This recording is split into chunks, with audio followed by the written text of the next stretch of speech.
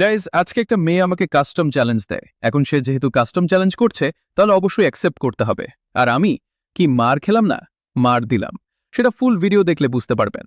আর সে কিন্তু আমাকে 3 রাউন্ড মেরে দেয়, সেটা আর দেখালাম না কারণ ভিডিওটা লম্বা হয়ে যাবে।